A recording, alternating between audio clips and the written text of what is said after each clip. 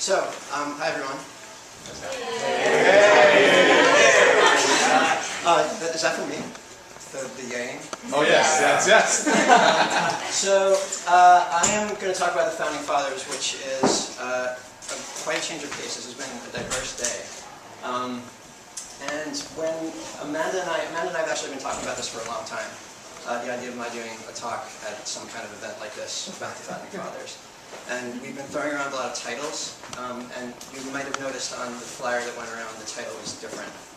It was something like reclaiming the legacy of the Founding Fathers.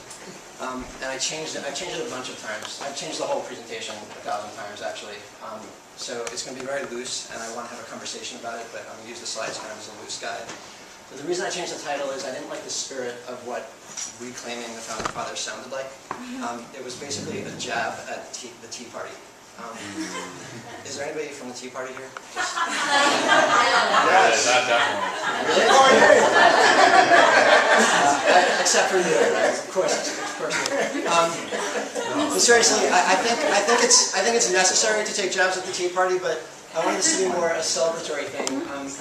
These guys are truly amazing, and those of us who grew up in America, I think, were robbed of the true greatness of their experience by the shitty education we had. So that's what I'm trying to reclaim here, not something from the Tea Party, although I will take jabs at them later on. So let's go on. So it's called The Founding Fathers and the American Idea. I know there are non-Americans here are going to sort of quibble with the idea that this is an American idea, but you're wrong. So we're going to talk about, very loosely, we're going to talk about what the American idea is, where the founders stood with respect to this American idea, and then I'm going to shift to taking jabs at the Tea Party based on what they're claiming the Founding Fathers mean to the country now, and they're completely wrong about. So let's go on to the next slide. Okay, so there are actually supposed to be words here. Where's Federico? Is he still here? Yeah, right. Okay. So he coached me to improvise. So what does this fist? Oh, no, sorry. What does this fist make you think of? Our Olympics. Feminism. Revolution. Wow. Hunter Thompson. So much more interactive than I thought. Power to the people. Yes, power to the people, right. All that stuff, everything. So the thing that we forget, I mean, go back to the first slide, actually. When we look, wait a minute. Farther. Answer. Pick it up. Yes, let them know. It's my mom. Okay, no, the very first slide. The very first slide. So these guys are stodgy old white guys, and we sort of forget that they were radical revolutionists. Like, they fought a revolutionary battle against the biggest military power in the world. So let's go back to the fist. So their radical idea at this time of world monarchy, essentially, was that people could govern themselves, ordinary people. And we sort of take that for granted now, but at the time that they said it, it was an impossibility in the world.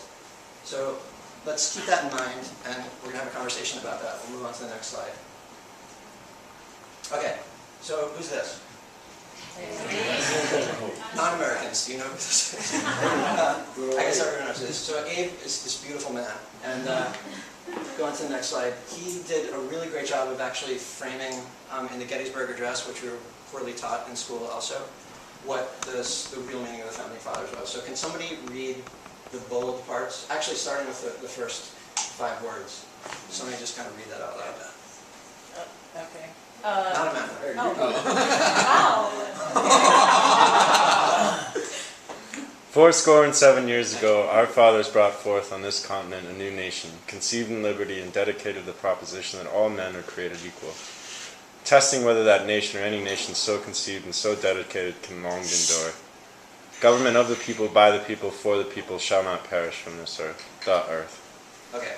So these are sort of beautiful words, and what they do, if we look at the next slide, the genius of Lincoln and the way he framed words in only the way that he could. He's the most brilliant orator that we've ever had as a politician in the U.S. and probably one of the most brilliant ever to live in the world. Is he took two foundational documents of American history, which are the Declaration of Independence, in which Jefferson said, all men are created equal, and we'll put aside that he said men, not people. I just assumed he meant people, even though he didn't. So that's sort of very idealistic statement that all men are created equal and have an equal right to pursue their dreams, according to the American way, that we sort of mock now, but was a great idea at the time, and probably still is. And the Constitution, which is the binding law document, which is a sort of more cynical document, which speaks to the need, excuse me, which speaks to the more cynical need that people have selfish interests and need a set of binding laws and a sort of strong federal government to keep their selfish interest in check. So Lincoln married these two things in the Gettysburg Address, and I think that that's why it stood the test of time and is so well known and loved. Yeah. So, what did this one say? Okay. So that is the brief background introduced by Abraham Lincoln. These are the main players. So this is actually good. There were names on here, but now I'm going to give you a quiz. And, why don't we name who these people are? Sure. Okay, Hamilton. So starting with starting with the guy all the way on the left. Hamilton. Yeah. And so, yeah, that's Hamilton on the left. John Adams. Yeah. George Washington. Wow, why does he know everything? Okay. All right. So the fourth guy's probably the hardest. Madison. Yeah, it's Madison and okay. So these are the foundational founding fathers. These are the guys who actually put the ideas into practice and built the Constitution and put all the things into motion that we are sort of living by today. And they all agreed on the basic fundamental principle that we needed a government of the people, by the people, for the people, a republican democracy.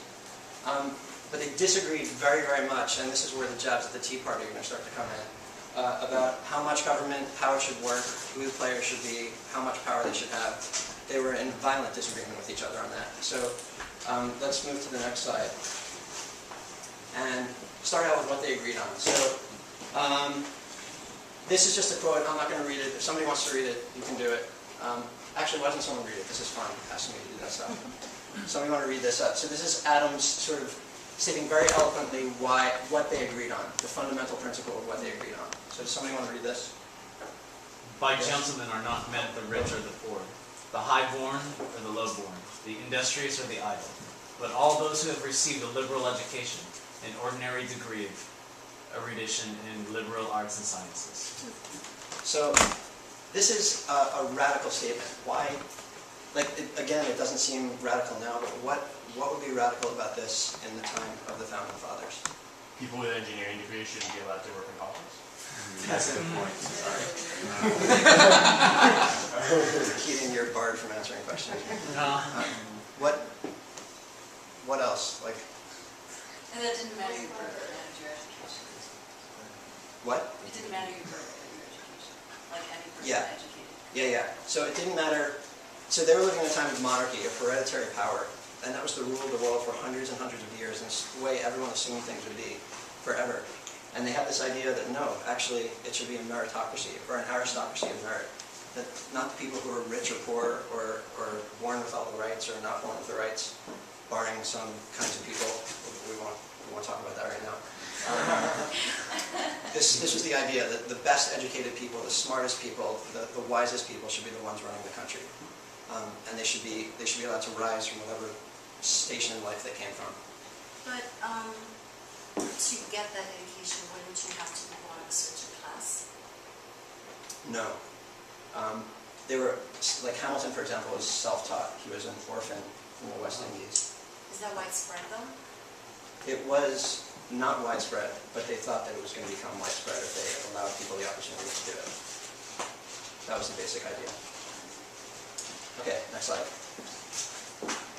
So, okay, so that's what they all agreed on. Now we're going to transition to what they started to disagree on very vehemently. And the sort of lefty in this respect was Thomas Jefferson, and this is a quote from the Declaration of Independence. Somebody read this. Is this fun to have people read stuff? Yeah. You're right. I'll read it and get out of the Okay, good. We hold these truths to be self-evident that all men are created equal. That to secure these rights, governments are instituted among men, deriving their just powers from the consent of the governed. Okay, so this is, what's this from? Declaration of Independence. Yes, you're not allowed to answer questions. Sorry. Oh, I did decide, okay. So this is his famous words, but basically Jefferson was the most radical utopian that has ever probably lived. And he really believed that if we broke people from the shackles of government rule, of oppressive governments, of monarchies especially, but of chains of hereditary rights and that kind of thing, that eventually the entire society would sort of band together and become the kind of educated, erudite leaders that we thought, or that these guys thought we needed to run the country. So he really actually was a utopian. He thought that once we proclaimed our freedom and won the war and set up this democracy, that everyone would become sort of an enlightened culture and this would spread throughout the world. And his ideas were liberal at the time, but they were sort of co-opted recently by George Bush. But that's a pretty good example of how these things sort of shift over time. Next one. Okay, so that was Jefferson on the one extreme. The other extreme was Alexander Hamilton, who was at least as brilliant, probably more brilliant. No, at least as brilliant. But definitely more of a cynic. So someone read this. Men will pursue their interest. It is as easy to change human nature as to oppose the strong current of the selfish passions. A wise legislator will gently divert the channel and direct it, if possible, to the public good. Yeah, so how is this different from what Jefferson thought? Paternalistic. Yeah, it's more paternalistic. What else? The legislators have the power as opposed to. Yeah. Individuals are part of the problem.